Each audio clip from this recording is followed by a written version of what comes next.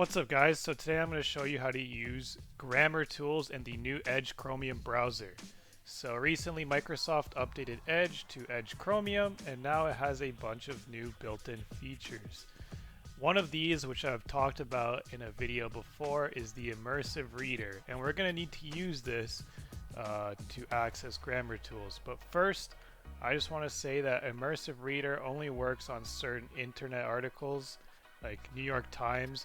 I've had it where it doesn't work on some CNN articles, so it only works on certain ones, but it does make them a lot easier to read. So what you want to do is go on some internet article that you want to use this on, and then if you see the Immersive Reader icon pop up in the URL bar, that means you can use it on this site.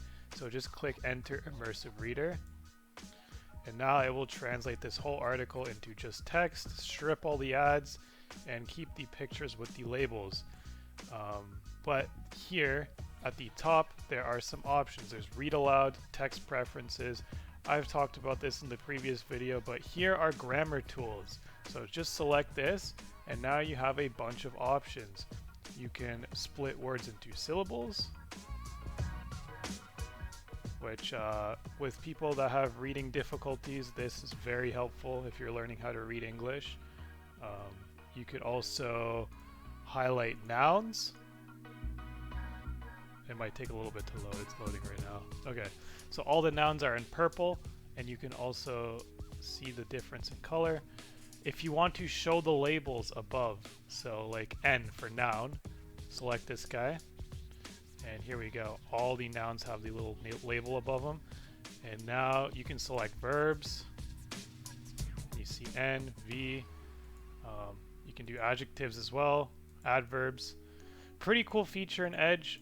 Definitely, actually you have to select one of these to disable show labels, yeah. But pretty cool feature in Edge. Allows you to definitely play with these articles online a lot more and make them more readable and customize them to however you want. So this is a quick video, but I felt like I kind of missed this in my Immersive Reader video, so I thought I'd make another video about this. Hopefully you guys found this helpful. If you did, please drop a like and don't forget to subscribe. Thanks for watching.